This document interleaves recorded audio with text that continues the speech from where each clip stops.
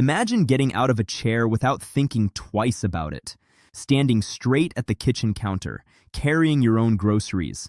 That's what a strong back actually gives you. And I'm going to show you exactly how to build it at home.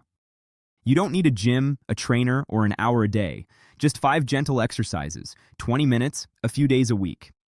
These moves are designed specifically for the aging back, and they start with one that most people completely overlook. I'm really excited to share this with you. I built this video from my own content using Notebook LM, and there's something valuable in it for you at every step. Please enjoy it all the way to the end. Hello and welcome. Today, we're going to talk about something that is so fundamental to our freedom, our back. And listen, this isn't about becoming a gym rat or anything like that. It's really about giving you some simple tools you can use right at home to live a more active, more confident, and, most importantly, a more independent life. So, let's dive right in. You know, this quote really just says it all, doesn't it? Every single time you reach for something on a high shelf or walk out to the mailbox or even just stand up from your favorite chair, your back is doing some serious heavy lifting. So strengthening it isn't just about fitness, it's a direct investment in your quality of life, day in and day out.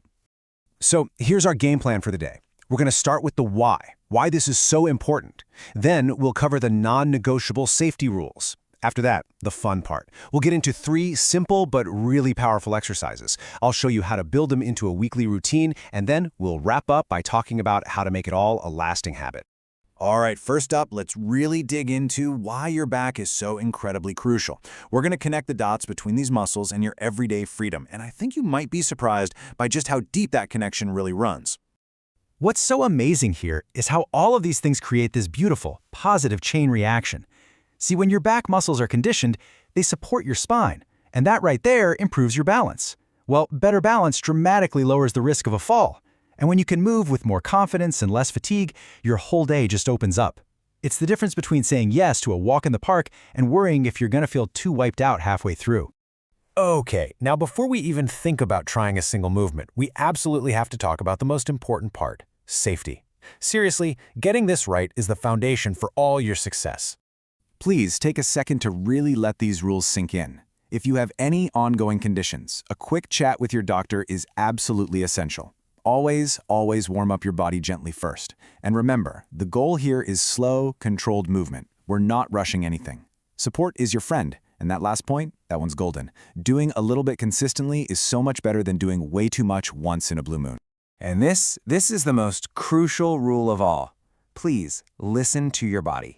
There is a huge difference between the feeling of a gentle stretch and a sharp, stabbing, or worsening pain. If you feel that second kind, you stop immediately. That's your body giving you really important feedback. All right, with our safety checklist firmly in mind, let's get to the fun stuff, the practical part. I'm going to walk you through 3 fantastic, gentle exercises that are going to be your new best tools for building a stronger back. So our first move is the pelvic tilt. Now, this is a really subtle but incredibly powerful exercise. The best way to think of it is like you're gently waking up or turning on those deep core muscles that provide that first line of support for your lower back. Okay, so imagine you're lying down comfortably. The movement here is tiny. You're just kipping your pelvis back slightly, just enough to press your lower back gently into the floor. You should feel your abdominal muscles just kind of engage. Hold it right there, breathe, and then relax. It's as simple as that. And here's what's so brilliant about this. If getting down on the floor is uncomfortable or just not for you today, you can do the exact same muscle activation while sitting tall in a chair. You just gently press your lower back toward the back of the chair. See, everyone can do this one. Next up, we've got the glute bridge. Your glute muscles, think of them as your lower back's best friends. When they're strong, they take a huge amount of strain off your back whenever you're lifting, standing, or walking, and this exercise targets them directly.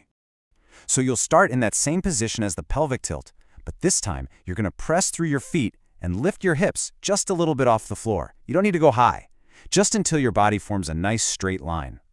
Give your glutes a little squeeze at the top, and then lower back down with control. And once again, if lifting is a bit too challenging right now, that is no problem at all. You can get the same benefit by just staying put and focusing on squeezing those glute muscles for 5 seconds, and then relaxing. See, it's all about the muscle activation, not just the motion itself. Okay, for our third and final exercise, we're moving up to the upper back.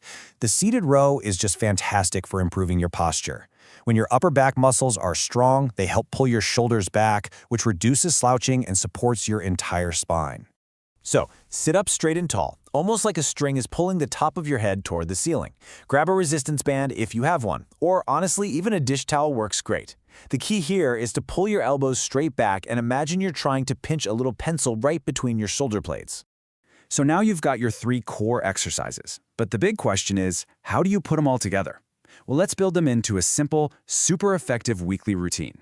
This is your blueprint. Here it is. The goal is to do this routine about 2 to 3 times a week. You'll always start with a nice little warm-up, then you'll go through our 3 exercises, the pelvic tilts, the glute bridges, and the seated rows. Do that whole circuit 2 or 3 times, and always finish with a gentle cool down. The whole thing should only take about 20 to 30 minutes. Totally doable. And now for the final, and I'd argue maybe the most important step, making this a real habit.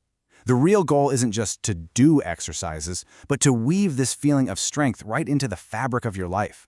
Because consistency, that's what transforms these simple little movements into lasting, powerful change. This, right here, is the secret to making it all stick.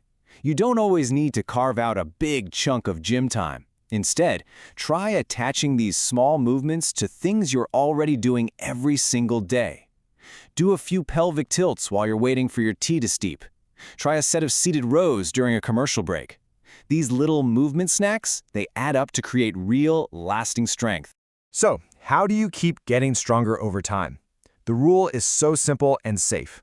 Once an exercise starts to feel pretty easy, just add a tiny bit more. Maybe that means 2 more reps, or maybe you hold a position for just 2 seconds longer. That small, steady progress, that is the absolute key to lasting strength. And that brings us to the end. We've covered the why, the how, and the when. So I'm just going to leave you with this one question. You don't have to start the whole routine right this second. Just pick one thing. What is one small move you'll try today to take that first step toward a stronger, more independent you?